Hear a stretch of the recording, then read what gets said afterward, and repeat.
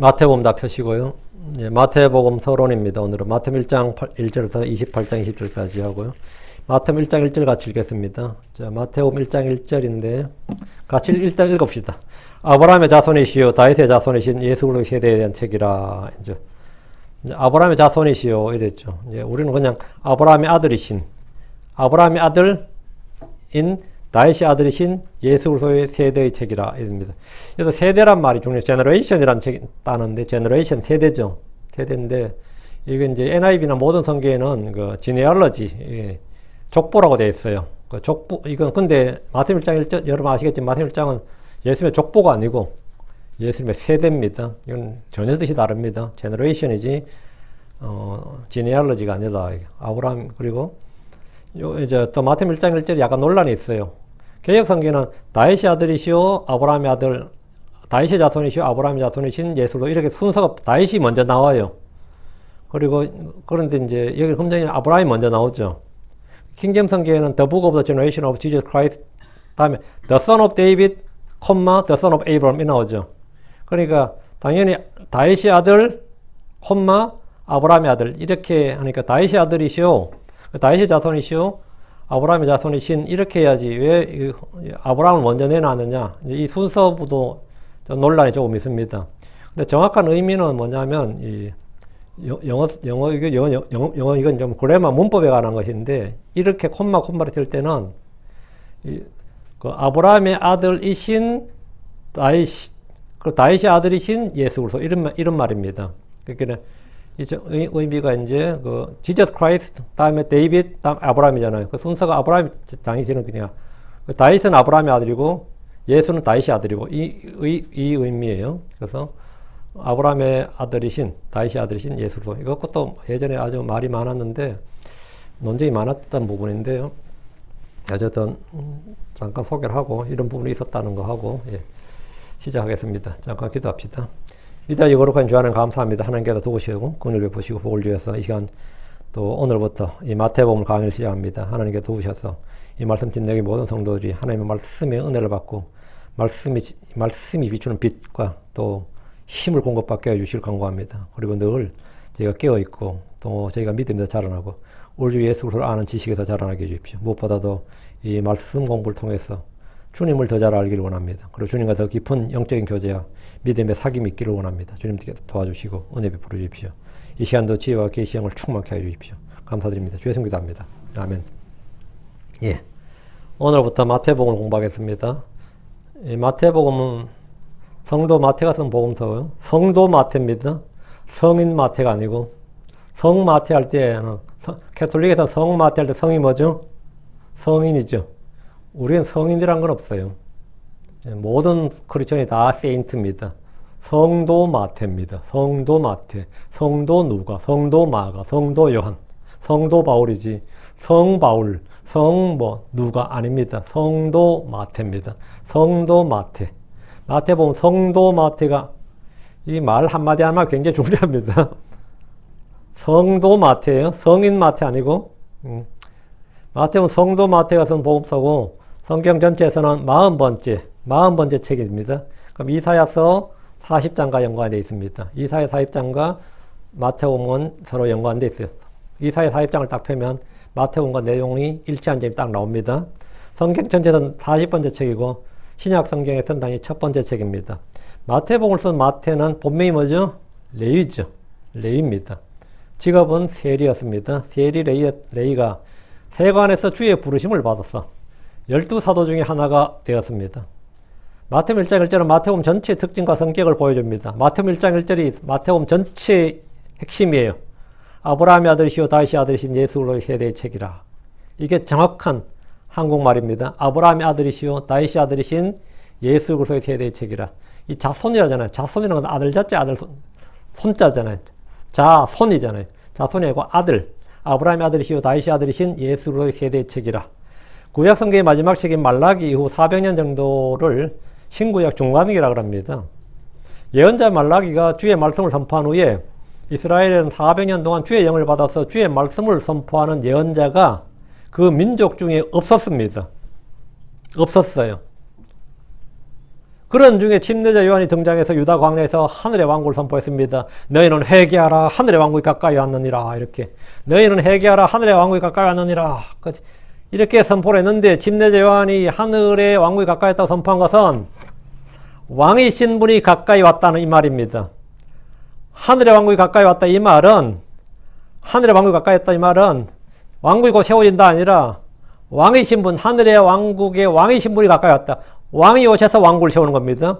왕국을 세워놓고 왕이 오는 게 아니고 우리 유대인들이 왕국을 세운 다음에 킹덤을 세우면 그리고 왕을 주님 오십시오. 그래서 왕좌에 앉으십시오. 이게 아니고 왕이 오셔서 왕국을 세우는 거예요. 그 하늘의 왕국이 가까이 왔다는 말은 뭐죠? 왕이 오셨단 말인가? 이런 뜻이지. 그렇죠? 그 회개하라 하늘의 왕국이 가까이 왔느니라 이 말은 회개하라 하늘의 왕국을 세우실 왕이 킹이 킹이 가까이 왔다고. 왕이 왔다고? 야, 이거 완전히 놀라운 건데 왕이 왔다는 거야? 그러니까 요한이 선포한 건 왕이 왔다는 거야. 왕이 왔다. 왕이 가까이 와 있다고. 하늘의 왕국이 가까이 왔다는 말은 그들 가운데 하나님 보내신 더 킹, 왕이신 그리스도가 이 땅에 오셨다는 말로 이는 유대사에서는 굉장히 충격적인 소식이었습니다. 왕이 가까이 왔다는 거예요. 왕이 오시니까 그 왕이 이제 왕국을 세우시겠지. 왕국을 세우느냐 안 세우느냐는 뭐죠? 유대인들이 그 왕을 왕으로 받아들이느냐 안 받아들이느냐에 따라서 왕국이 세우느냐 안 세우느냐에 달려 있어요. 응? 이제 왕이 가까이 왔다고 왕이 오셨다는 거예요. 침례자 요한은 유대인들에게 하늘의 왕국을 선포하면서 회개의 침례를 주었습니다. 침례를 줬다고. 할례를 준 게 아닙니다. 침례를 줬어요. 근데 여러분이 알다시피 창세기부터 말라기까지는 침례란 단어가 나오질 않습니다. 그 말은 뭐냐? 모세는 단 한 번도 유대인들에게 시내산에서 아니 그 이후로 누구도 어떤 예언자도 침례받으라고 말한 적이 없습니다. 여러분 구약 성경 어디에서도 유대인들에게 침례를 준 제사장이나 침례를 준 예언자가 있어요 없어요? 엘리야나 엘리사나 뭐 그 누구도 없어요. 왜? 그건 율법이 아닙니다. 근데 요한이 갑자기 나타나서 침례받으라는 거예요. 침례를 받으라고. 그 침례는 모세 율법에 나오는 규례가 아니라고. 명령도 아니고 법도 아니라고. 유대인들은 회개할 때 회개하라 하늘의 왕국이 가까이 있느냐. 오케이 왔다. 그럼 뭐 해야 되냐? 침례 받으라는 거예요. 회개하고 침례를 받으라는 거예요. 회개 침례.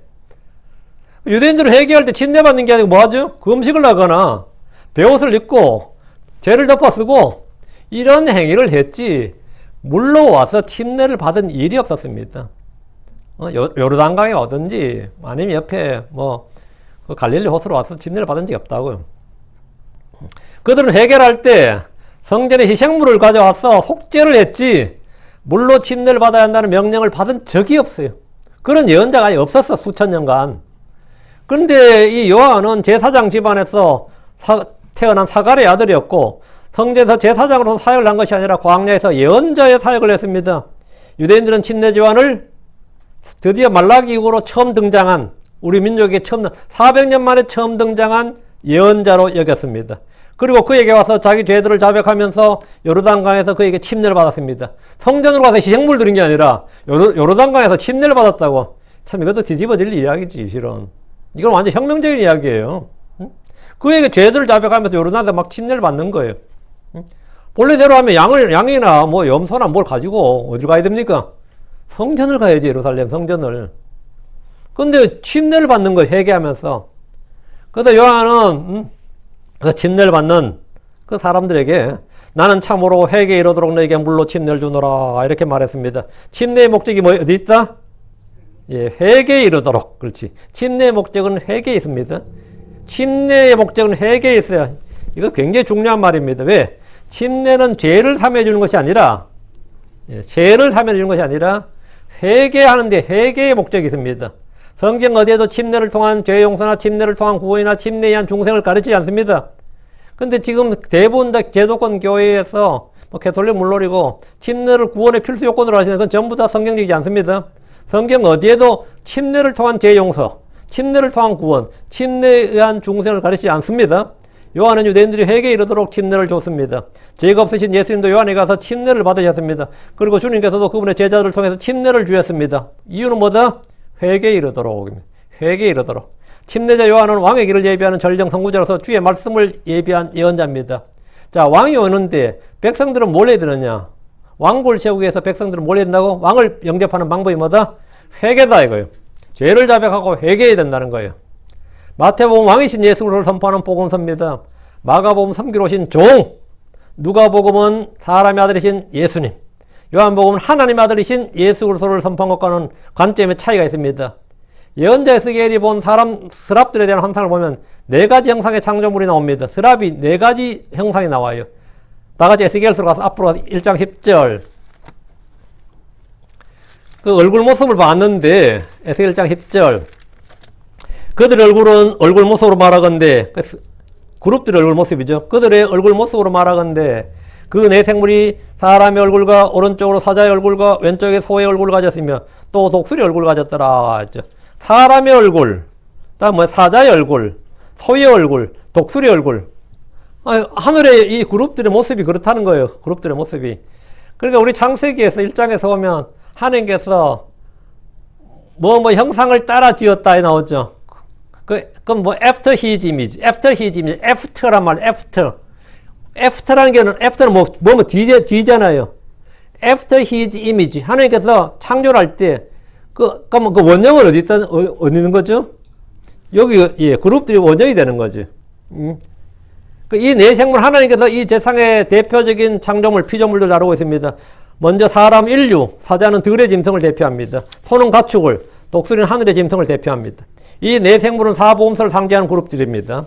마태복음은 그리스도를 유다 지파의 사자, 라이언, 사자, 왕가의 후예로 다윗의 자손, 다윗의 아들로 나옵니다. 마가복음은 예수 그리스도를 여호와의 종, 주의 종으로서 서번트죠. 종으로 묘사합니다. 마치 황소의 힘과 인내심으로 열심히 일하는 모습을 보여줍니다. 마가복음은 계속해서 일하는 모습이죠. 1장 15절부터 예수님은 종으로서 일하시는 모습을 적고 있습니다. 새벽 일찍 일어나서 새벽 기도부터 시작해서 왜 새벽 기도를 왜 합니까?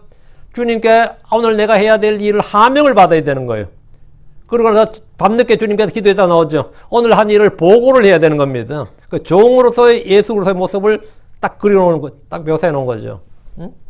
누가복음 예수 그리스도를 사람의 아들, 완전한 사람, 하나님께서 받으시고 인정하시는 사람, 완전한 사람의 아들로 묘사하고 있습니다. 그 인자라 그래요. 인자, 사람의 아들. 하나님께서 부여해 주신 모든 성품을 지니신 그러나 죄 없는 완전한 인간의 모습입니다. 사람의 아들이란 표현은 누가복음에 가장 많이 나옵니다. 사람 누구나 태어나고 어린아이 시절을 거쳐서 장성합니다. 누가복음은 예수님 어린 시절을 기록한 유일한 복음서입니다. 왜? 사람의 아들이니까. 그래서 사람의 아들이니까 아담까지 쫙 이어지는 겁니다. 첫사람 아담까지. 요한복음 예수 그리스도를 하나님의 아들로 묘사합니다. 높은 영광과 위엄을 지니신 독수리의 모습인데 하늘로부터. 요한복음 1장 1절이 뭡니까?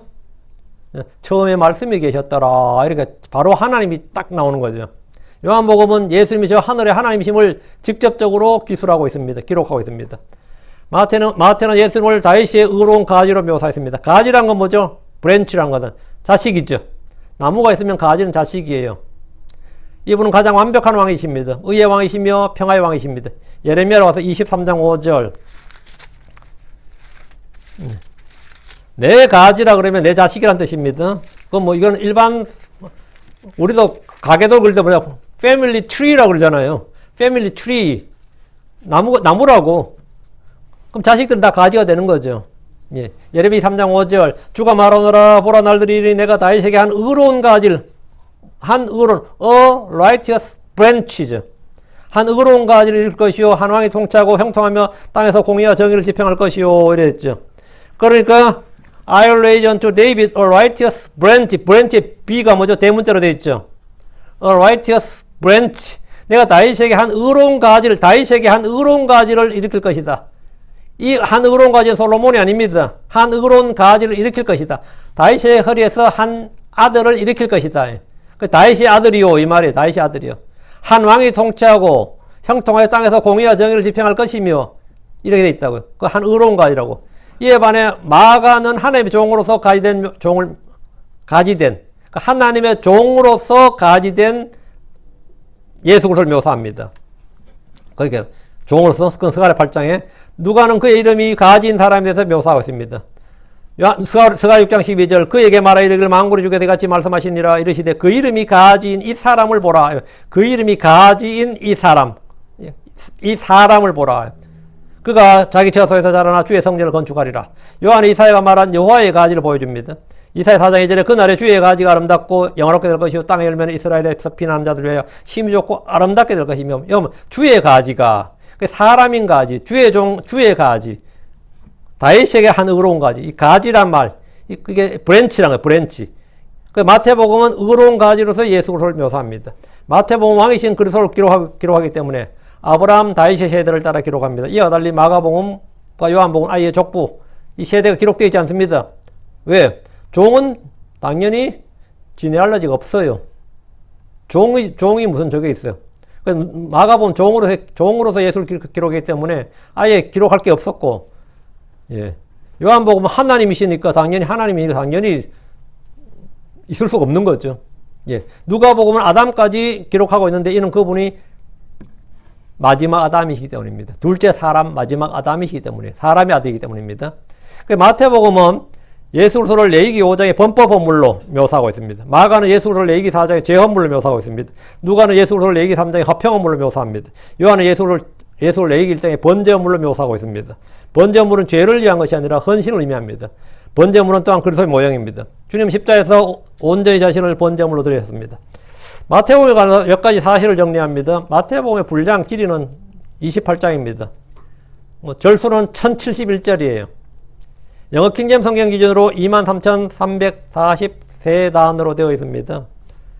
제가 좀 우연찮게 참 유튜브 알고리즘이라는 게 희한해가지고 제가 뭘 받게 그게 자꾸 뜨는지 모르는데 인도 공과대학에 대한 걸 몇 개 봤어요. ITT.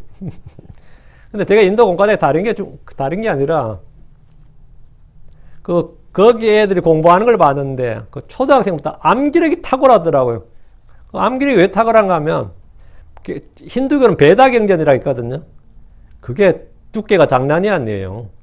근데 초등학생들이 기본적으로 서서 4시간을 읊조리는 거예요. 베다경전을 4시간을 외우는데 글자 한 자 안 틀리고 4시간을 외우더라고. 근데 그거는 인도에서 필수 과정이더라고. 웬만한 그러니까 완전히 모르는 거 말고 웬만한 공부를 좀 한다는 애들은.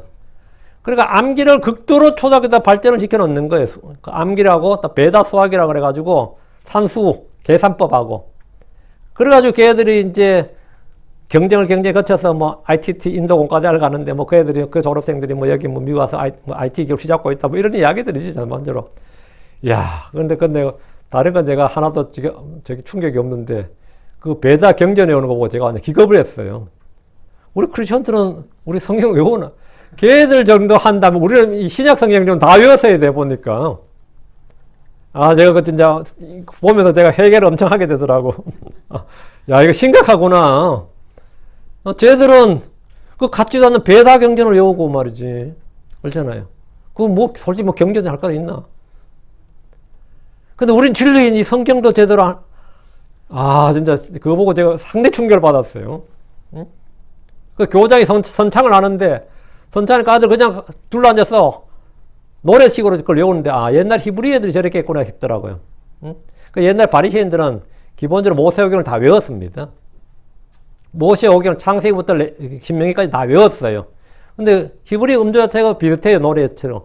우리도 옛날에는 기본 시작이 뭐죠? 천자문 암송부터 시작이지. 암기는 뭐든 기본이야. 아무리 창의력이 뭐고 해도요. 암기가 가장 기본입니다. 암기가 돼 있어야지 이걸 활용도 하고 뭐도 하는 거지. 암기가 안 돼서는 안 돼. 마태복음 28장이라잖아요. 1071절로 되어 있는데 영어 킹제임 성경으로 이 마태복음이 23,343단어예요. 저자는 성령이시지만 당연히 이 책을 말하고 기술한 사람이라는 면에서는 마태입니다. 마태는 전직이 세리였던 만큼 뭐에 밝겠어요? 세리니까 숫자에 박지. 그리고 사건을 신구약 두루 깨면서 정확하게 기록하고 있습니다. 마치 공무원이나 기한을 작성하듯이 용어의 기술이 매우 정교하고 정확합니다. AD 66년경에 기록되었습니다. 물론 마태복음이 사도 바울의 바울 서신보다 먼저 기록된 게 아닙니다. 바울 서신이 먼저 기록되었어요. 복음서는 바울 서신 다음입니다. 마태복음은 다른 복음서, 성경들에 비해서 구약 성경을 많이 인용했습니다. 마태복음 71, 71구절이 구약 성경의 말씀입니다. 그래서 이 마태복음 여러분 기록되었으되, 기록된 바, 기록하였으되 이런 말씀이 많이 나옵니다. 그리고 성취란 말씀이 18구절에 성취되었다, 성취, fulfilled 이런 말씀이 많이 나옵니다. 마태복음은 유대인들을 위한 복음서입니다. 마태복음은 유대인들을 위한 복음서예요. 마태복음은 하늘의 왕국 복음입니다. 하늘의 왕국, 킹덤 가스펠이라고요. 은혜의 복음이 아니고 킹덤 가스펠이에요. 하늘의 왕국은 뭐죠? 이 땅에 세워질 폴리티컬, 정치적 메시아 왕국입니다.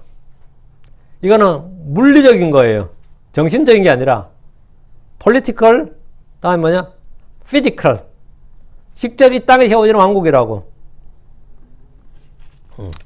여러분, 이들이 하늘의 왕국, 하늘의 왕국이 하니까 저 하늘에 있는 왕국을 생각하면 안 됩니다. 그게 아니라 이 땅에 세워지는 왕국이에요.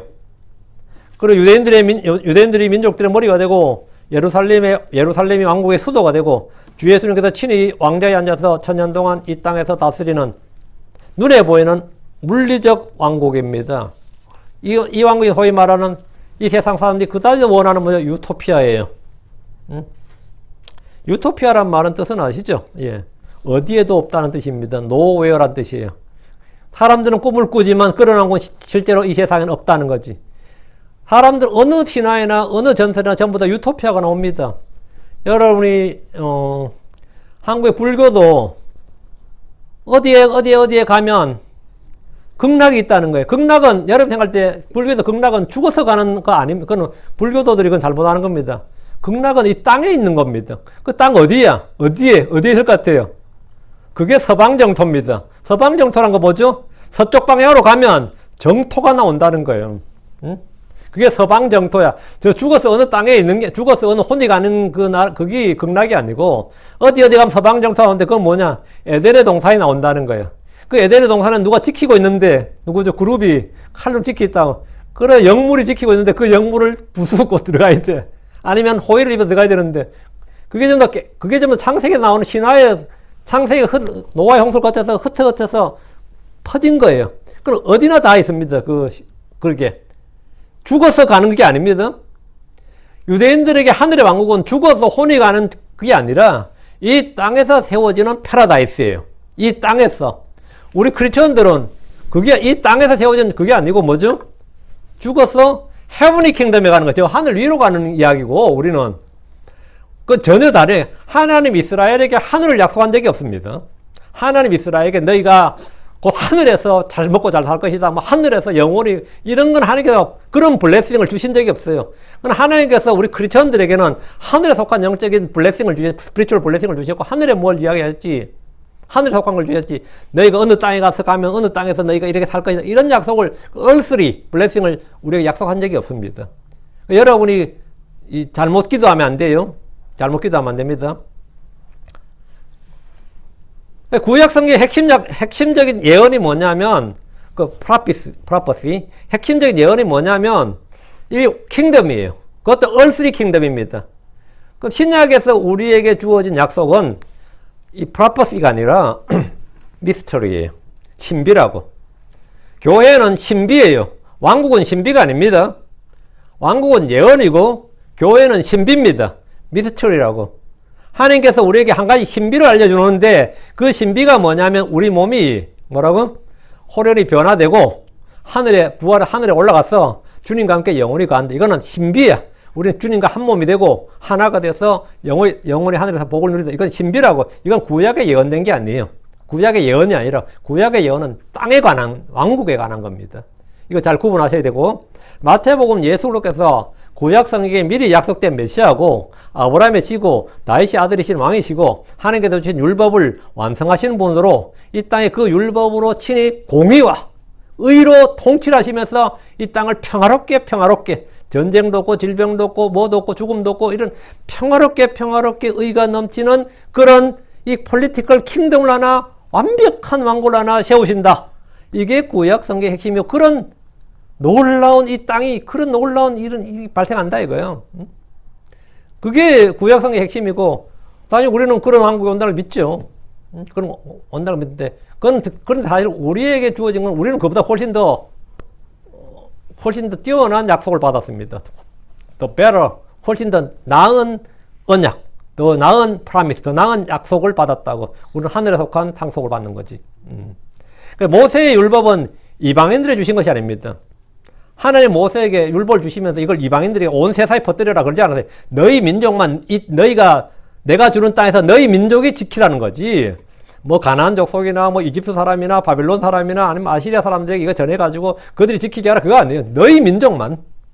안식일도 너희만 지키고 할례도 너희만 지키는 거지 다른 민족은 해당 사항 자체가 없어요. 모세 율법은 이방인들이 주신 게 아닙니다. 이 세대에 우리는 구주 구원자 그리스도를 찾지 왕을 찾지 않습니다. 그리스도는 교회의 머리지 교회의 왕이 아닙니다. 교회는 정치적 왕국이 아닙니다. 마태복음은 율법 아래에 있던 유대인들을 위해 기록했기 때문에 구약과 신약의 가독적인 책입니다. 그래서 모든 내용을 그대로 신약교회에 교리적으로 적용하기에는 매우 어려운 책입니다. 어느 성경이나 말라기와 마태복음 사이에 신약 성경의 표지라 뉴 테스트먼트 이런 표지가 들어가 있기 때문에 마태복음을 신약 성경으로 생각하지만 사실 마태복음은 26장까지 구약에 해당됩니다. 마태복음 1장, 2장, 3장, 4장 전부 다 구약이에요. 구약이라고 내용이 27장에서 그리스도께서 갈보리에서 못 박히고 피를 흘려 죽으심으로써 신약이 시작됩니다. 신약이란 말, 뉴 테스트먼트, 이 신약이란 말은 성경에 6번 등장하는데 마태복음 26장 28절, 마가복음 14장 24절, 누가복음 22장 20절, 고린도 11장 25절, 고린도 3장, 고린도 후서 3장 6절, 히브리서 9장 5절, 히브리서 9장 15절, 이 6번 등장하는데 이게 신약이 발효가 된 게 예수께서 죽으시고 피를 흘리신 다음에야 발효가 되는 겁니다. 이 사실을 분명히 이해하시고 그렇지 않으면 마태복음이 구약이다 이러면 마태복음 사실 신약에 포함되어 있지만 구약이다 그러면 그건 복음서 다 마찬가지입니다. 헷갈려 하시면 안 됩니다. 마태복음 신약성경 어디에서 언급되지 않는 킹덤 오브 헤븐이란 말이 나옵니다. 킹덤 오브 헤븐이란 말이 신약성경에 마태복음에만 나옵니다. 32번 나와요. 왕국복음 구약성경 전체를 통해서 이미 예언되어 온 메시아 왕국에 관한 것인데 이 지상에 눈에 보이는 정치적 메시아 왕국을 건설하는 것에 관한 겁니다. 메시아신 예수 그리스도께서 친히 이 땅에서 왕자에 올라서 온 세계를 다스리시며 하나님 의를 이 땅에 실현하시는 것이 왕국복음의 핵심입니다. 마태복음 1장에서 20장까지는 이 복음이 매우 강조되어 있습니다. 21장부터 25장까지는 주님께서 이스라엘의 불신이 왕국 건설에 대한 모든 계획이 지체되고 있음을 선포하셨습니다. 26장부터 28장에서는 새 언약이 처음 눈에 들어옵니다. 이 사실에 대한 이해가 없다면 산상수이나 왕국에 관한 비유들을 오늘날 교회에 그대로 적용하게 될 겁니다.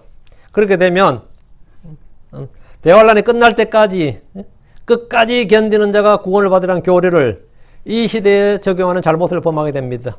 끝까지 견딘 자는 구원을 받으라 할 때 끝까지 견딘 자를 모든 크리스천에 적용해 버리게 되는 거죠. 우리는 믿음으로 구원받고 은혜로 구원받는데 끝까지 견딘 자가 구원을 받으라 뭐 이런 식이 되는 거죠. 그 구원은 아무도 알 수 없는 것 뭐 이렇게 되는 겁니다. 성경에 끝까지 견딘 자는 구원을 받으라는 말씀이 없는 게 아니에요. 있어요. 그 기록이 있는데 그 기록이 뭐의 끝? 대환란의 끝. 그 대상은 유대인. 이 땅에는 유대인들에게 관한 것이다. 그리고 대환란이 끝날 때까지 그 환란 성도 유대인들과 환란 성도들에 관한 것이다. 왕국 복음은 다시 되는 거죠. 다시 선포되니까.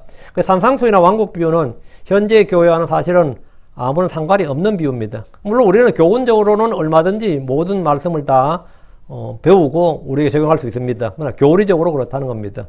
뭐 눈을 빼버리라든지 뭐 팔을 찍어내버리라든가 이런 건 절대로 교리적으로 문자 그대로 실현할 수 있는 말씀이 아닙니다. 이는 했어도 안 되고요. 그래서 안 되죠. 마태복음의 주 대상이 유대인이라는 점은 몇 가지 점에서 분명히 드러납니다. 첫째, 마태는 예수를 다윗의 아들이라고 불렀습니다. 이 표현은 마태복음에 가장 흔히 등장하는 표현입니다. 이 표현은 마가복음이나 누가복음에서는 사람의 아들, 요한복음에서는 하나님의 아들 이렇게 하는 것과 확연한 차이가 있습니다. 둘째, 마태는 왕, 하늘의 왕국에 대한 이야기들로 가득합니다. 대부분의 구약 인용 구절도 이에 관련된 것들입니다. 마태는 구약 성경을 다이렉트로 23번이나 직접 인용했고 총 합치면 76번을 간접 인용을 했는데 성취하려 하심이니라 이 말씀이 핵심입니다. 신약의 모든 사건, 특히 예수 그리스도의 모든 사역은 구약에 기록된 예언에 성취한 겁니다. 마태복음이 주로 유대인들을 대상으로 한 복음서라는 구체적인 증언들을 보면 1장의 이 세대에 관한 책 할 때 세대입니다. 우리는 흔히 족보라고 말하죠. 이 족보는 아브라함까지 거슬러 올라갑니다. 이는 유대인들이 육신의 아버지가 바로 아브라함이기 때문입니다. 전부 다 유대인들 우리는 다 아브라함의 아들들이다. 우리는 아브라함의 후손이다. 아브라함의 자손이다. 이렇게 다 그렇게 말합니다. 뭐 지금 무슬림들도 다 자기들이 아브라함의 후손이라 그래요. 근데 이집트 사람들이 얼마나 황당하겠어요. 한번 생각해봐. 이집트 사람들이 어떻게 자신들이 아브라함 후손이라고 그래? 응? 그 아무리 무슬림 교리가 지엄하다 하더라도 자기들 사이 세계에서 이집트 사람들은 받아들일 수 있는 말이 아니잖아요. 이집트가 훨씬 먼저 생긴 나라인데 어떻게 자기들 이집트 사람이 아브라함 후손이야. 이집트는 함의 땅이고 함의 후손인데 아브라함은 셈이고 전혀 아니죠. 어? 아무리 그래도 지금 이란 사람들이 우리가 아브라함의 후손이다. 그건 말이 돼야 안 돼요. 자기들이 아무리 무슬림을 잘 배운다고 무슬림 경제 잘 배운다 해도 근데 그 무슬림의 핵심 교리가 뭐죠? 우리는 아브라함의 후손이다예요. 응? 근데 이란 사람들의 입장에서 이란이나 이라크 사람들 입장에서는 그 말도 안 되는 소리거든요. 그들은 실제 현실의 역사와 그들의 종교적 경쟁과 교리가 맞아요, 안 맞아요? 안 맞다고. 안 맞다고. 이 실제 역사와 그들의 교리가 안 맞다고. 난 그들 어떻게 그런 걸 해결하는지 난 궁금하더라고요. 나중에 이제 한번 물어볼 기회 있으면 좋겠네. 니 이집트 사람인데 니가 어떻게 아브라함 후손이냐고 한번 물어보겠네. 그럼 그들 그래 믿음으로 그러려나? 그럼 믿음으로 그러려나? 말이 안 맞죠 전혀. 이스라엘은 100%다 아브라함 후손이라 그래요. 자기들이. 이는 유대인들의 육신의 아버지가 바로 아브라함이기 때문에 문자적으로 역사적으로 맞습니다. 1장 18절부터 25절 요셉에 관련된 정보가 풍성한데 주 내용은 그가 다윗의 아들이라는 점을 강조하고 있습니다. 요셉이 다윗의 아들이다 이거예요.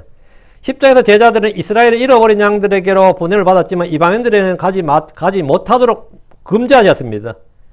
23장에서 주님은 바리새인들을 탄핵하시고 화를 선포하시며 20장, 21장, 22장, 25장 구체적으로 이스라엘 민족을 다루셨습니다. 이것은 마태복음에서만 기록되어 있습니다. 마태복음은 지혜자들의 방문기사, 동방에서 지혜자들의 방문기사를 볼 수 있는데 그들은 왕을 찾기 위해서 예루살렘으로 왔습니다. 동방에서 온 박사들이 현자가 태어나셨다. 아니면 이 세상을 구원할 구원자가 태어나셨다. 구원자가 어디 계시냐. 그러지 않았어요. 유대인의 왕이 어디 계시냐 이랬지. 핵심 왕이었지. 이 세상의 현자, 세상의 지혜자 그런 게 아니었습니다. 응? 아니면 신이 태어나서 이런 것도 아니고 비록 왕이신 예수님은 베들레헴에서 태어났지만 결국 예루살렘에서 증거하실 것입니다. 왕자를 둘러싼 전쟁은 2장 1절에서 18절에서 한 차례 강력하게 일어났지만 복음서 전체에 미칩니다. 마가복음과 누가복음은 기록이 크로니컬, 연대기적이에요. 역사적 사건이 순서대로 나온다고. 그러나 마태복음과 요한복음은 연대기적 기술이 아니고 구체적인 주제를 타피컬입니다. 타피컬로 기록되어 있습니다. 그 타피컬하게 기록되어 있기 때문에 순서가 연대기와는 전혀 상관없습니다. 마태복음 전체적인 계율을 보면 1장부터 10장은 예수님께서 자신이 바로 유대인들이 오랫동안 기다려온 구약의 그리스도, 구약의 메시아임을 선포하신 내용입니다. 11장부터 13장은 유대인 지도자들이 주님께 반역하여 용서받지 못할 죄를 범하며 예수님의 사역을 마귀의 사회로 주장합니다. 그리고 왕의 전령, 침례인 요한이 체포되어 감옥에 갇혔습니다. 그들이 왕을 거부했기 때문에 주님은 서서히 사역을 이방인들에게로 돌리기 시작하셨습니다. 마태복음 11장 28절에 수고하고 무거운 짐진 자들아 다 내게로 오라 내가 너에게 안식을 주리라 했습니다. 모든 자들아 이렇게 되는 거죠. 마태복음 13장의 비유는 교회에 관한 것이 아닙니다. 하늘의 왕국이 이 교회 세대의 어떤 모습으로 이 땅에 존재하는가에 대해서 말하고 있습니다. 마태복음과 누가복음을 비교해보면 마태복음에 나타난 비유들은 주로 유대인들이 고대하는 왕국에 관련된 것에 초점이 맞추어져 있고 누가복음은 교회에 맞추어져 있습니다. 그러다 비유의 차이가 있고 모순이 있는 것처럼 보이는 겁니다. 14장부터 24장, 20장은 예수님께서 공적 사역보다는 제자들이 구체적으로 십자가에 대해서 가르치시며 준비시키셨습니다. 21장부터 27장은 왕으로서 예수님은 공개적으로 배척을 받았습니다. 반역으로 시작되어서 공개적인 적대가 무너지고 결국 예수를 십자가에 못 박아 처형하는 일이 발생했습니다. 주님은 제자들에게 미래에 있을 일들을 예언하시고 자발적으로 죽으셨습니다. 28장은 부활한 왕이 하늘과 땅의 모든 권세를 가지시고 온 민족들을 가르치고 침례를 주라는 사명을 맡기셨습니다. 마태복음의 처음 1장은 구약의 두 인물을 언급합니다. 아브라함과 다윗이죠. 다시 마태복음 1장 1절 아브라함의 아들이시오 다윗의 아들이신 예수의 세대에 대한 책이라. 세대의 책이라. 세대의 책이라. 창세기 5장 1절에서 인류는 아담의 세대였습니다. 마태복음 예수 그리스도의 세대를 시작합니다. 첫사람 아담, 마지막 아담 이래 되는 거죠. 여기서 우리는 아브라함과 다윗이란 구약의 두 인물을 접할 수 있습니다. 아브라함은 하나님께서 이 땅에 모든 민족이 그의 씨를 통해 복을 받을 것이라는 약속을 받은 인물입니다. 창세기 2장 3절에 너를 축복하는 자들에 내가 복을 주고 너를 저주하는 자에게 내가 저주를 내리니 내 안에서 땅의 모든 가족이 복을 받으려 하셨더라. 내 안에서 땅의 모든 가족이 있어요. 내 땅의 모든 가족이 그랬거든요. 내 안에서. 아브라함 안에서 땅의 모든 가족이. 이게 무슨 말이에요? 아브라함의 아들 예수 그리스도 안에서 이 말입니다. 예수 그리스도 안에서. 다윗은 하나님께서 그의 씨를 통해서 영원한 왕국을 세우시겠다는 약속을 했습니다. 자, 사무엘하 7장 8절 13절입니다. 좀 깁니다. 사무엘하 7장 8절 13절인데 이게 다윗의 언약이라 그런 유명한 구절입니다. 언약이나 뭐 성경 구절 가장 중요한 구절 중에 하나로 보는데 그런 적 이제 너는 내 종 다윗에게 같이 이를지니라 만군의 주와 같이 말하노라. 내가 너를 양물에서 곧 양들을 따르는 일에서 취하여 내 백성 이스라엘의 치리자로 삼았고 내가 어디를 가든지 내가 너와 함께하여 내 모든 원수를 내 눈앞에서 멸하였으며 땅에 있는 위대한 자들의 이름과 같은 위대한 이름을 내게 만들어 주었노라. 또한 내가 내 백성 이스라엘을 위해 한 처소를 정하고 그들을 심으리니 그들이 자기 처소에 거하며 다시 움직이지 아니하리라. 또 사악한 아들들이 다시 예전같이 또 전에 내가 재판관들의 명령에 내 백성 이스라엘을 다스리게 하고 또 너로 하여금 내 모든 원수들로부터 벗어나 안식하게 하던 때 이와 같이 그들을 괴롭히지 못하리라. 또 주가 친히 너를 위해 집을 세우라고 내게 말하노라. 내 날들이 차서 내가 내 조상들과 함께 잘 때에 여기 다윗이 날들이 차서 내 조상들과 함께 잘 때 죽었을 때 다윗은 죽었어요. 죽었는데 내가 내 뱃속에서 나올 자고 내 뒤를 이을 내 씨를 세우고 내가 다윗이 죽었는데 어떻게 다윗의 뱃속에서 씨가 나와요? 그 내가 잘 때에 내가 주님께서 내 뱃속에서 다윗의 뱃속에서 나올 자 곧 내 뒤를 이을 내 씨를 세우고 그의 왕국을 굳게 세우리니 그는 내 이름을 위하여 한 집을 건축할 것이요 나는 그의 왕국의 왕자를 영원토록 굳게 세우리라. 그 메시아 왕국을 세운다 이 말이죠. 내 뱃속에 나올 자, 내가 잘 때에 내가 내 뱃속에서 나올 자를 세운다 했으니까 솔로몬은 아니죠. 솔로몬은 다윗이 죽기 전에 왕이 되었으니까요. 내가 잘 때에 내 뱃속에 나올 자고 내 뒤를 이을 내 씨를 이 씨가 누구죠? 다윗의 씨, 아브라함의 씨, 예수 그리스도라고요. 그 다윗의 먼 후대에 다윗의 아들 하나를 해서 그의 왕국을 굳게 세우겠다 이거. 그리고 그는 내 이름을 집을 건축할 것이다. 이거는 솔로몬 성전 건축이 아니에요. 이건 에스겔의 성전 건축입니다. 천년왕국이 때 성전 건축이에요. 나는 그의 왕국의 왕자를 영원토록 굳게 세우라. 솔로몬의 왕국은 바빌론 때 망했죠. 그렇지만 그의 왕국, 예수 그리스도의 왕국은 뭐죠? 영원토록. 이건 천년왕국을 말하죠. 하늘의 왕국, 하나님의 왕국을 말합니다. 그 영원토록 굳게 세우리라. 이걸 다윗에게 약속을 주셨는데 이 씨가 누구냐 이거죠. 핵심은. 다윗의 아들 이 예언에 나오는 이 씨가 누구냐 핵심인데 아브라함의 아들은 희생물로 드려진 아들이었습니다. 그죠? 아브라함의 아들은 이삭이잖아요. 희생물로 드렸다고. 다윗의 아들은 왕이 되었습니다. 그래서 아브라함의 아들은 희생물로 드렸고 아브라함의 독생자는 희생물로 드렸고 다윗의 아들은 왕이 되었다. 이 두 가지가 합쳐져야 되죠. 희생물로 드려지면서 왕이 되는 사람 누구? 아브라함의 아들이요 다윗의 아들인 예수 그리스도는 왕으로 태어나지만 희생물로 드려져야 됩니다.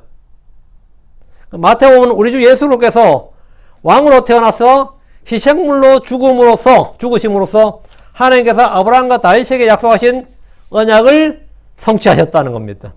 그게 지금 마태복음의 기록이에요. 주님은 영원히 이스라엘을 다스릴 겁니다. 왜냐하면 주님께서 그들의 왕이시며 그들의 희생물이 되셨기 때문입니다.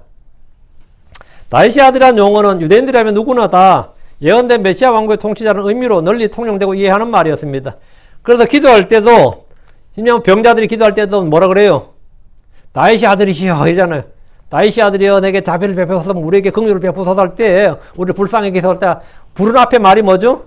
뭐 하나님 아들이시여 아닙니다.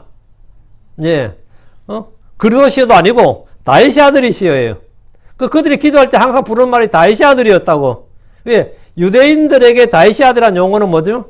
예언된 메시아 왕국의 통치자 바로 아브라함의 씨, 다윗의 씨 그분이 바로 그리스도라는 의미로 널리 통용되고 이해되는 말이었습니다. 이 표현은 마태복음에서 11번 나오는데 남녀노소 구분 없이 다 사용한 것을 볼 수 있습니다. 남녀노소 구분 없이. 이 마태복음 1장에 나오는 이 세대의 기록을 통해서 예수 그리스도의 탄생이 바로 구약의 예언, 약속의 성취고 하나님의 섭리라는 사실을 증명하고 있습니다. 요한계시록 20장 16절에 나 예수는 내 천사를 보내어 교회들 안에서 이것들을 너에게 증거하게 하노라. 나는 다윗의 뿌리요 아들이요 빛나는 새벽별이라 하시더라. 나는, 나 예수는 뭐라고요? 다윗의 뿌리요. 이거 독특한 말이죠. 다윗의 아들이요 하면 다윗의 후손이요. 그럼 뭐죠? 맞죠? 육신적으로 그렇잖아요. 근데 예수가 나는 다윗의 뿌리요 했다고 그래요. 다윗의 뿌리다. 그럼 다윗이 예수에서 난 거예요? 예수가 다윗에서 난 거예요? 이거 굉장히 중요한 말입니다. 이게 지금 내가 그냥 이렇게 하니까 여러분 그냥 들으면 안 돼요. 예수님이 다윗의 아들과 육신으로 다윗의 아들 맞죠? 다윗의 가지니까. 근데 예수님께서 계시록에 나는 다윗의 뿌리요 했다고요. 뿌리에서 뭐가 나는 거잖아요. 그 왜 예수 마태복음 1장 1절에 예수 그리스도의 세대요 이 말이 왜 나온지 아시겠어요?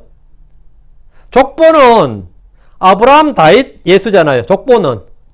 세대는 뭐죠? 세대는 제너레이션이라는 것은 제너레이트가 뭐죠? 우리가 제너레이트 하면 전기 생산할 때도 제너레이터라 그래요. 이 유전자도 지인이라 그러죠. generated by someone, by something. 뭐에서 generate 생산하다, produce라는 의미라고. 그럼 예수님의 제너레이션 하면 아브라함의 제너레이션 하면 아브라함, 이삭, 야곱 이렇게 나가죠. 아담의 제너레이션 하면 아담 뭐죠? 셋 이렇게 나가잖아요. 아담이 생산을 했으니까 그럼 예수님의 세대라면 예수님이 생산했단 말이지. 예수님이 누굴 생산한 거죠? 아브라함, 다윗을 생산했다고. 그 말은 뭐죠? 예수님의 세대라고. 그럼 나는 어떻게 생산된 거죠? 크리스천은 다 예수님의 세대죠. 모든 크리스천은 전부 다 뭐라고요? 예수님의 세대라고요.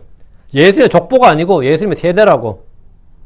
그러니까 나는 다윗이라는 인물은 그 육신으로는 당연히 이새의 아들이죠. 그럼 아브라함의 아들 맞고 아브라함의 아들인 다윗의 아들이지. 그 육신으로는 아담부터 시작해서 아담을 쭉 내려서 아브라함 오고 다음에 이새에서 이새가 다윗의 아버지잖아요. 이새 다윗 이렇게 오는데 하나님께서 그 믿음으로 영적으로는 하나님께서 아브라함을 부르셨고 다윗을 부르셨고 세우셨고 만드셨다고 이렇게 다. 그러니까 그분이 누구라는 거 그렇게 한 분이 누구 하나님 우리 다 하나님을 알잖아요. 그 하나님이 누구라고? 예수라고요. 그 하나님 예수라고. 그래서 나 예수는 나는 다윗의 뿌리요 빛나는 새벽별이라 이런 거예요. 내가 이거 이야기하면서 지금 이거 잘 알아들어야 됩니다. 못 알아들으면 몇 번 더 들어야 돼요. 이거 굉장히 중요한 내용입니다. 메시아의 가게에 기술된 이 세대는 몇 가지 의미 깊은 기술이 있습니다. 자, 마태복음 1장 다시 가서 첫째로 눈에 띄는 것은 4명의 여자가 등장한다는 사실입니다. 다말, 라합, 룻, 바세바입니다. 다말은 유다의 며느리로서 남편이 죽자 씨를 얻기 위해서 창기로 변장해서 시아버지인 유다에게서 아이를 얻습니다. 참 콩가루 집안도 이런 거죠. 참 소위 말 한국식으로 하면 이 개족보라 그래요. 이거를 뭐 이런 황당한 일이다 싶었지만 성경은 항상 사실을 그대로 기록합니다. 라합은 어때요? 참 족보에서 지우고 싶은 흑역사지. 근데 창녀였고 이방인이었지만 믿음으로 구원받아 보아스를 낳았습니다. 룻 역시 이방 모압 여인이었습니다. 신명기 23장 3절 6절에 따르면 모압 족속은 10대까지 주의 해중에 들지 못하도록 금하고 있습니다. 바세바는 다윗의 끔찍한 죄에 동참한 배우자였습니다. 하나님은 그녀를 용서하시고 그녀의 몸에서 태어난 아들 솔로몬을 왕위에 올리셨습니다. 하나님 의도적으로 죄와 허물 가운데 쌓인 이런 이방 여자들을 메시아의 족보에 기록함으로써 은혜의 역사를 보여주시고 갈보리의 사역을 통해 모든 죄가 사해지는 예수 그리스도의 세대에 대한 선명하게 조명해주고 있습니다. 하나님은 죄인들을 초청하셔서 하나님의 가족으로 삼으십니다. 하나님은 죄인들을 하나님의 가족으로 삼으신다고. 죄인들을. 그런데 이 세대를 유념해서 보면 14대씩 세 부분으로 나누어져 있습니다. 역대기하의 남왕국 세대와 비교해 볼 때 3명이 빠져 있어요. 이 족보로 보면 말이 안 되죠. 1장 8절에 요람은 아하시아를 낳고라고 해야 되는데 요람 우시아를 낳고 이래 돼 있죠. 1장 8절에. 이는 3대를 뛰어넘은 겁니다. 아하시아, 요아스, 아마시아가 빠져 있는데 이들은 모두 아합의 딸 아달랴와 연관되어 있기 때문입니다. 우리는 이 세대를 통해, 이 예수님의 세대를 통해서 이 과거만 보는 것이 아니라 미래를 볼 수 있어야 됩니다. 현재 다윗의 아들로 합법적인 왕위를 계승할 수 있는 유대인은 지구상에 한 명도 없습니다. 주 70년의 성전이 불타고 전 세계로 흩어지면서 기록된 기록들도 다 소멸되었습니다. 다윗의 아들 가운데 족보의 기록이 완전한 유일한 유대인이 바로 예수 그리스도십니다. 그분은 지금도 살아계시기 때문입니다. 이후에 예수님께서 육신의 자녀를 안 낳았다고. 그 예수님은 후대가 없어요. 예수님은 뭐 야사에는 뭐 아니면 이 별에 뭐 예수님 막달라 마리아 결혼해가지고 뭐 자식 있다느니 뭐 별게 다 나오지만 그건 있을 수 없는 소리죠. 예수님 자신이 예수님은 아들이 없다고. 예수님 아들이 없어요. 있을 수가 없지. 있으면 안 되지. 왜? 예수님이 마지막 아담이라고요. 예수님이 마지막 아담이고 우리는 전부 예수님을 통해서 태어난 그런데 예수 그리스도의 부활하시는 말이면 하나님께 낳으신 아들이 되어 하나님 아들 되어 경우 우리 예수님 형제가 되는 거죠. 그 한 세대가 이게 한 세대가 되어 버리는 거예요. 뭐 몇 세대가 되는 게 아니라 예수 그리스도로 말미암아서 전부 다 새로운 세대, 새로운 창조물 한 세대입니다. 한 세대로 여겨지는 겁니다. 2000년이 지났는데 이게 한 세대라고. 100년, 70년, 30년 이게 세대가 나누는 게 아니라 예수 그리스도 안에서 전부 다 뭐라고요? 한 세대예요. 그분은 지금도 살아계시기 때문에 예수 그리스도가 다윗의 아들로서 예수 그리스도가 마지막이에요. 예수 그리스도 이유는 없어. 예수가 마지막이에요. 그 이후에 다윗의 왕대에 앉을 수 있는 합법적인 권한을 지닌 정통성 있는 유대인 당연히 예수님이 마지막이라고. 예수님이 마지막이고 예수님이 유일무이한 그리고 그분이 처음이자 마지막이에요. 자, 마태복음 1장 18절 25절을 보겠습니다. 예수 그리스도께서 어떻게 다윗의 후손이 지고 여자의 씨로 태어났는지 기록하고 있습니다. 마리아와 요셉은 정혼한 사이였습니다. 유대인들은 정혼이고 결혼이었어요. 유대인들에게 정혼은 결혼이었고 법적 구속력을 가지고 있었습니다. 18절과 20절, 24절 비교해보면 정혼자가 바로 아내라는 사실을 분명히 알 수 있습니다. 20절은 요셉의 성품을 볼 수 있습니다. 이 일들을 생각할 때에 이렇게 한번 생각해 보세요. 약혼자가 있는데 정혼을 했는데 약혼자 어느 날 왔어. 뭐 결혼은 언제 결혼식만 남겨두고 있는 상태에서 나 임신했어요 그러면 어떨 것 같아요? 아, 뒤집어지지. 요즘 같은 세대도 뒤집어지는데 요즘 같으면 그냥 위자료 청구하지. 정신적 충격에다가 뭐 하면서 위자료 청구하겠지. 놈은 누구냐 해가지고 둘 다 한테 청구하지. 찾아내서. 근데 요셉은 이 일들을 생각할 때 근데 마리아가 와가지고 하는 말이 성령으로 잉태했어요. 그러면 요셉이 아 그래요? 그랬겠어요? 내가 임신한 건 성령으로 잉태했어요. 그러면은 그럼 요셉이 아이고 그런 또 은혜가 있나? 이랬을 것 같아. 모르지. 그 친여자 요한이라도 미리 와서 언지를 살짝 줬으면 예언자가 미리 말해주면 어때요? 요셉도 마음의 준비라도 한게 돼. 여러분이 생각할 때 마리아 임신할 때 그 친여자 요한은 3살이었어요. 뭐 3살 차이야. 아니지. 3살 차이 맞나? 아니, 6개월 차이인데 뭐 하는 소리냐? 우리 형님하고 나하고 3살 차이고. 엘리자벳하고 태어나서 엘리자벳 마리아 임신했을 때 엘리자벳도 저거 했으니까 6개월 차이밖에 안 나네. 예. 그러니까 요셉이 진짜 황당한 거지. 요셉이 황당한 거죠. 그 일들을 생각할 때에 있는데 요셉은 당연히 마리아가 부정을 했을 거라고 생각했습니다. 그건 당연한 상식이죠. 근데 그는 분노하고 화내기를 더디하고 이 일들에 대해서 깊이 생각했습니다. 잠언 21장 5절에 부지런한 자의 생각들은 오직 풍족함을 이끌거니와 조급한 모든 자의 생각들은 궁핍함으로 이룰 것이니라. 조급한 자의 생각. 근데 이러지 않았다 이거죠. 조급하게 생각하지 않았다. 잠언 19장 11절에 사람의 신중함이 그의 분노를 늦추며 범법을 간구하는 것이 그의 영광이니라 하는데 예, 여기도 사람의 신중함이 그의 분노를 늦춘다잖아요. 범법을 간과하는 것이. 근데 당연히 요셉도 그 마리아가 범법을 했다 생각했을 겁니다. 그렇지만 범법을 간과하는 것이 그의 영광이니라. 잠언 21장 5절에 내 영이 조급하여 분노하지 말라. 분노는 어리석은 자들의 품에 머무르니라. 이 분노는 어리석은 자들의 품에 머무르니라 했죠. 이게 대표적인 예가 유다예요. 유다는 자기 며느리가 임신했다는 사실 알고 뭐라 그럽니까? 누가 알려주니까 네 며느리 임신했다니까 끌어내서 불태우라 그러잖아요. 뭐 자초지종 묻지도 않고 그걸 끌어내 불태우라 그러잖아요. 얼마나 분노했는지. 잠언 14장 29절에 진노하기를 더디하는 자는 큰 명철이 있으나 영이 조급한 자는 어리석음을 높이느니라 됩니다. 만약 요셉이 분노나 성질을 참지 못하고 그냥 막 폭발했다면 어떨 것 같아요? 마리아는 신명기 22장 23절 24절에 따라 돌에 맞아 죽어야 됩니다.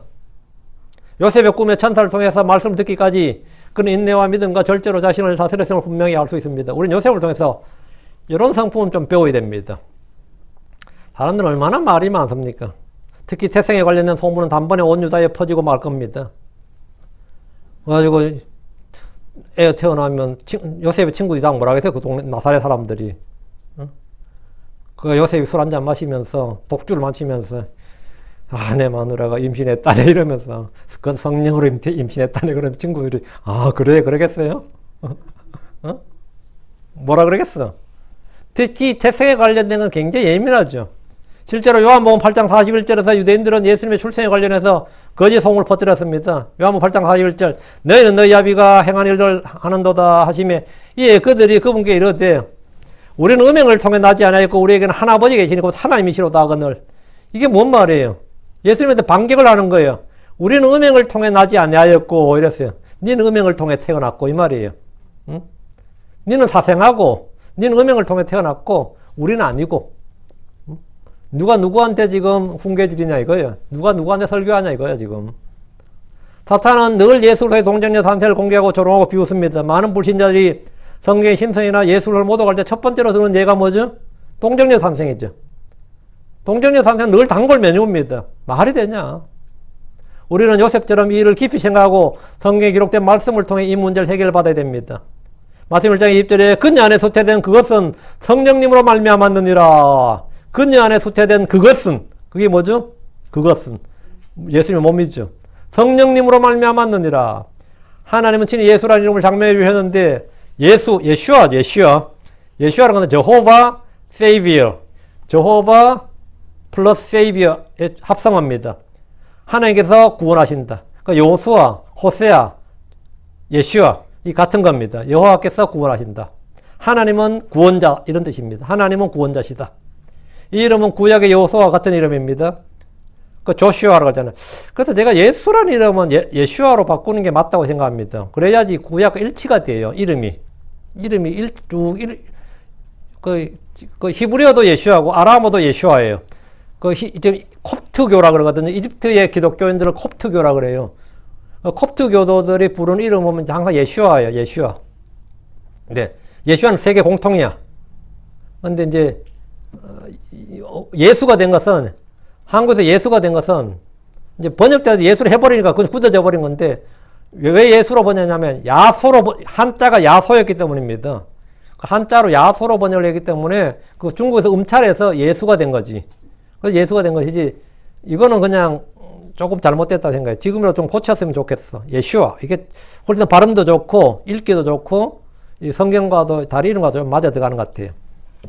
어쨌든 그렇고, 네. 그녀 안에서 대된, 그녀 안에서 대된, 그 천사가 직접 이제 계시를 해준 거죠. 예. 하나님 구원자시다. 여호수아는 출애굽한 이스라엘 가나안으로 인도한 대장이었습니다. 그래서 상속료업을 줬죠. 스가랴 2장에 나오는 여호수아는 대제사장이었습니다. 이는 예수로께서 우리의 구원의 대자이시며 대제사장이란 의미입니다. 예수 그리스도의 탄생은 구약 성경의 성취요. 구체적으로 이사야 7장 14절의 말씀이 성취된 겁니다. 자, 21절부터 마태복음 1장 21절 23절 그녀가 아들을 낳으리니 너는 그의 이름을 예수라 하라. 이는 그가 자기 백성을 그들의 죄들에서 구원할 것이기 때문이라. 이제 이 모든 일이 일어난 것은 주에 관한 대언자를 통해 말씀하신 것을 성취하려 하시며 이르시되 보라 처녀가 아이를 베어 아들을 낳을 것이요 그들이 그 이름을 임마누엘이라 하리라 하셨으니 그 처녀가 아이를 베어 수태하여 아들을 낳는다고 그들이 그의 이름을 임마누엘이라 그 이름을 뭐라고요? 임마누엘이라 하셨으니 이것을 뭐냐면 우리와 함께 계시는 하나님이라는 뜻이라. 그러니까 처녀가 수태해서 아들 낳았는데 처녀가 수태해서 아들 낳은 건 사람이지. 근데 사람들이 뭐라 부른다고요? 그분을 임마누엘이라 우리와 함께 계시는 하나님이라고 부른다는 거예요. 우리와 함께 계시기 위해서 오신 하나님. 하나님 육신이 되셔서 이 땅에 오셨 그분이다 이 말이죠. 임마누엘이라 우리와 함께 계신 하나님이라는 뜻이라. 이건 이사야 7장을 주의 깊게 읽어봐야 됩니다. 아하스의 시대에 예언자 이사야가 적의 공격으로부터 공격에 빠진 아하스 왕에게 하나님의 말씀을 전해주었습니다. 하나님이 이 일이 분명히 일어난다는 걸 보여주시기 위해서 아하스 왕에게 아무거나 표적을 구해보라고 했습니다. 표적을 구해라. 근데 아하스 왕이 좀 훌륭했던 게 표적을 구하는 것은 주님을 시험하는 것이고 이건 죄라고 생각을 해서 표적을 구하지 않았습니다. 그러니까 주님께서 14절에서 한 표적을 주었는데 그것이 바로 메시아의 동정녀 탄생이란 거예요. 이사실장 14 그러므로 주께서 친히 한 표적을 너에게 주시리라. 보라 처녀가 수태하여 한 아들을 낳고 그의 이름을 임마누엘이라 하리라. 이렇게. 얘도 주목할 것은 표적은 하나님께서 아세게 주신 것이 아니라 다윗의 집에 준 표적이란 거예요. 다윗의 집에게 한 표적을 주겠다는 거예요. 오 다윗의 집이여 이제 너희는 들을지어다 이랬거든. 다윗의 집이여. 그러니까 유다 지파에서 다윗의 집이죠. 유다 지파에서 그 중에 하나가 다윗의 집인데 다윗의 집이여 이제 너희는 들을지어다. 이 예언은 정확하게 성취가 되었는데 이게 바로 예수 그리스도의 탄생으로 성취가 된 거예요. 한 처녀가 수태하여 한 아들을 낳고 그의 이름을 임마누엘이라 하리라 했단 말이죠. 그의 이름을 임마누엘이라. 요셉은 즉각적으로 순종을 했습니다. 이에 요셉이 잠에서 깨어서 일어나서 주의 전사가 자기에게 지시한 대로 행하여 자기 아내를 취하고 아내 마리아가 첫 아이를 낳기까지 동침하지 않았습니다. 대부분의 역본들은 여기서 첫이란 말을 삭제해서 영원한 동정녀 마리아라는 이런 캐톨릭 교리를 지지하고 있습니다. 그러나 마리아는 이후로 여러 아이를 두었고 자녀들 이름이 성경에 다 등장합니다. 그러니까 또 사촌이 언니 조카니 이런 말 같은 소리 하지. 성경에 기록되어 있는데 마가복음 6장 3절에 이 사람은 마리아의 아들 목수가 아니냐 야고보와 요새와 유다와 시몬의 형이 아니냐 그의 누이들이 우리 함께 여기 있지 아니냐 하고 그분들이랑 실족하니라. 성경에 대한 신뢰, 하나님의 말씀에 대한 믿음이 요셉으로 하여금 어려운 결단을 기꺼이 감당해서는 우리는 쉽게 할 수 있습니다. 성경은 동정녀 탄생을 포함하여 인간이 몸을 입는 4가지 방법에 대해서 기록하고 있습니다. 첫째, 남자와 여자 없이 바로 지음받은 경우입니다. 이는 아담이 유일합니다. 둘째는 여자 없이 남자로부터 직접 몸을 입는 경우입니다. 이는 이브의 경우예요. 셋째, 남자와 여자를 통해서 몸을 얻는 경우입니다. 인류의 모든 사람들이 여기에 해당됩니다. 넷째, 남자 없이 여자를 통해서만 몸을 얻는 경우입니다. 이게 예수님입니다. 예수로께서 유일합니다. 이 세상에는 사람이 태어나는 4가지 방법입니다. 남자 없이 여자 없이 하나님께서 직접 지은 거죠. 그게 아담이지. 그 여자 없이 남자로부터 태어난 사람, 만들어진 사람, 그 여자, 그 이브입니다. 그리고 우리는 이제 남자와 여자의 결혼을 통해서 몸을 얻은 경우죠. 예. 다 이거죠, 뭐. 다음에 이제 예수님은 남자 없이 여자를 통해서 몸을 얻는 경우인데, 우리는 한 가지밖에 모르지만 성경은 4가지를 말하고 있는데, 나머지 3가지는 사람들이 믿을 수 없는 거라고 생각하죠. 그거는 그냥 신화나 전설로 생각하지만, 이건 성경적, 역사적 사건입니다. 주님께서 동정녀 마리아를 통해서 몸을 입고 오셨다는 사실은 매우 중요합니다. 이는 죄 없는 성결한 몸을 입고 오셨기 때문입니다. 동정녀 탄생은 예수로의 영원성, 신성을 모두 내포하는 매우 중요한 말씀입니다. 오늘날 그리스도의 신성을 부인하는 모든 이단 종파들의 뿌리는 바로 동정녀 탄생이란 중요한 이 교리를 부인하는 데서 비롯됩니다. 예수님께서 몸을 입고 이 땅에 오신 하나님이다. 이거. 예수님께서 육신을 입고 이 땅에 오신 하나님이다. 이게 안 되면 뭐 구원이고 뭐 아무것도 없는 겁니다. 그래서 마귀는 마태복음 1장에서 성경 변개를 자주 시도했습니다. 첫 번째는 마태복음 1장 6절. 우리아의 아내였던 여자에게서 솔로몬을 낳고 이브는요. 우리아의 아내였던 여자에게서 솔로몬을 낳았다. 다윗은 우리아의 아내였던 여자에게서 솔로몬을 낳았습니다. 우리의 아내에게서 솔로몬을 낳은 게 아니고 우리의 아내에서 낳은 솔로몬의 형이었어요. 그 일주일만 죽었습니다. 그 일주일만 죽었고 그때 이제 정시로 결혼했어요. 그리고 우리 아내였던 여자지. 그리고 합법적인 결혼이었고요. 합법적인 결혼했어. 낳은 애가 솔로몬이에요. 만약 다윗이 우리 아내에게서 솔로몬을 낳았으면 그건 사생아가 된 겁니다. 하지만 구약 기록을 통해서 우리 아내에게서 낳았던 아이는 솔로몬의 형으로서 태어난 지 일주일만 죽었습니다. 둘째, 1장 23절. 보라, 처녀가 아이를 배워 한 아들을 낳을 것이요. 이 부분인데 처녀란 말을 영레이디, 이렇게 젊은 여자로 변개하는 겁니다. 그래서 동정녀 탄생을 부정하는데 리바이즈를 볼더니 보면 보라, 처녀할 때 벌진이라는 단어를 빼버리는 거죠. 그리고 단어를 바꿔치기 하는데 처녀가 애를 낳아야 뭐 표적이지 뭐 젊은 여자가 애 낳는 게 무슨 표적이에요. 그건 아무것도 아니지. 셋째는 1장 25절인데 first란 단어, first란 단어를 빼버린 겁니다. 그래서 마리아가 영원한 동정녀다. eternal virginity 해가지고 이 마리아 숭배에 근거를 남겨뒀는데 마리아 숭배는 예수를 속아내는 마리아를 신격화하는 일이고 우상 숭배입니다. 마태복음 1장의 바른 이해와 믿음의 정립은 신약 성경 전체의 기초가 됩니다. 하나님께서 인간으로 오신 이 역사 기록은 이후 인간 역사의 초석이 되기 때문입니다. 이것은 창세기 1장의 천지 창조만큼이나 비중 있는 내용입니다. 예수 그리스도는 육신으로는 다윗의 아들입니다. 하지만 솔로몬의 아들은 아닙니다. 이 말을 알겠죠? 예수님은 다윗의 아들은 맞는데 솔로몬의 아들은 아니에요. 예수님의 출생은 다윗 솔로몬으로 이어지지 않습니다. 다윗 나단으로 이어집니다. 다윗에게 아들이 여러 있었는데 예수님은 솔로몬의 직계 후손이 아니에요. 예. 요셉이 솔로몬의 후손입니다. 마리아는 나단의 후손입니다. 다윗은 공통이 맞는데, 예. 그 솔로몬의 아들이 아니라고요. 다윗의 아들은 맞는데 솔로몬의 아들은 아니에요. 주님의 육신은 다윗과 나단을 거쳐 마리아를 통해서 오셨기 때문입니다. 그래서 마리아를 통해서 예수님이 오셨으니까 다윗이 뭐죠? 예수님은 다윗의 아들이 되는 겁니다. 그래서 예수님은 솔로몬의 아들이다 그러면 말이 안 되는 겁니다. 예. 이것이 바로 누가복음과 마태복음의 차이예요. 누가복음에 기록한 예수 그리스도의 계보, 이거는 이제 나단으로 이어지죠. 그렇다면 다윗, 나단, 마리아를 통해서 육신을 취하였다면 어떻게 합법적으로 다윗의 왕으로 등극할 수 있는가? 이 문제가 발생하는데, 이것은 마리아가 합법적 왕위 계승자인 요셉, 그 다윗과 솔로몬 중에서 요셉과 결혼함으로써 가능합니다. 그렇게 되면 육신적으로나 법적으로 다윗의 왕위를 계승할 수 있는 주체가 됩니다. 마태는 성취되었습니다. 이 말을 영어했는데 이는 이미 구약을 알고 있는 유대인들이 독자란 점을 염두에 두고 있기 때문입니다. 구약을 모르는 사람들이 성취되었다 이 말은 의미가 없습니다. 구약을 전혀 모르고 있는데 성취되었다 그러면 아무 의미가 없는 말이죠. 우리가 여기서 배울 수 있는 교훈을 정리하면 다음과 같습니다. 첫째, 하나님 역사의 주관자이시다. 주님은 4,000년의 역사를 통해서 수없이 여자의 씨를 사전에 제거하려는 마귀의 공격을 분시하시고 이미 예정하신 대로 말씀하신 대로 동정녀를 통해 이 땅에 예수 그리스도를 보내주셨습니다. 둘째, 하나님의 구원의 은혜는 죄인들이나 이방인들에게 모두 유효하다는 겁니다. 이는 메시아의 세대, 그리스도의 세대에 기록된 인물들을 보면 알 수 있습니다. 그들은 경건한 사람들의 계보가 아닙니다. 죄인 중에 괴수들이 수두룩합니다. 셋째, 중요한 결정을 하기 전에는 깊이 생각하고 급히 화를 내지 않는 것이 중요합니다. 요셉을 오시면 됩니다. 하나님께서 먼저 우리를 인도하시도록 맡긴 것이 중요합니다. 넷째, 하나님 말씀하시면 즉각 순종해야 됩니다. 말씀에는 머뭇거릴 일이 없습니다. 성경은 언제나 즉각적인 순종, 그 순종하는 자들을 통해서 모든 일이 이루어집니다. 예.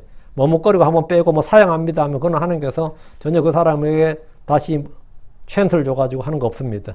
순종하는 자들을 통해서만 일하십니다. 순종하는 자들을 통해서만. 오늘은 서론 시작인데 여기까지만 하고 다음 시간에 1장 1절부터 시작하겠습니다. 1장 1절부터. 네. 기도합시다. 은혜로운 주 하나님 감사합니다. 하나님께서 이 땅에 우리 주 예수 그리스도를 허락해 주시고 자신의 독생자를 주셔서 우리의 대속물로 삼으시고 또 우리를 구속하시기 위해서 또 우리를 섬기로 오셔서 또 우리를 위해서 자신의 생명을 내놓으신 것을 감사합니다. 하나님께서 우리를 위해 자신을 내놓으셨고 우리를 위해 모든 걸 주셨사오니 우리도 이제 이 은혜를 받고 이 사랑을 힘입어서 저희도 주님을 뜨겁게 또 아버지의 마음과 성과 힘을 내 사랑하게 하시고 저희 속에 우리 주 예수 그리스도를 섬길 수 있도록 우리 주 예수 그리스도만 거하게 하시기를 원합니다. 주의 말씀이 풍부히 또 저희 속에 성령을 통해서 임하게 하시고 아버지 하나님 주의 기름 부으심이 차고 넘치게 해주십시오. 우리 주 예수 그리스도를 아는 지식에서 저희가 많이 자라게 하시고 그분이 살아서 역사하는 또 그분이 저희 안에서 효과적으로 일하는 그런 것들을 저희가 체험하고 드러내는 그런 성도를 되도록 도와주시옵소서. 모든 성도들이 하나님의 은혜를 더 많이 받고 또 하나님의 은혜를 더 많이 누리게 해주시기를 간구드립니다. 사랑하는 아버지 하나님, 저희가 하나님의 말씀을 늘 체험하고 열매 맺게 해주십시오. 감사드립니다. 주의 성기도합니다. 아멘. 아멘.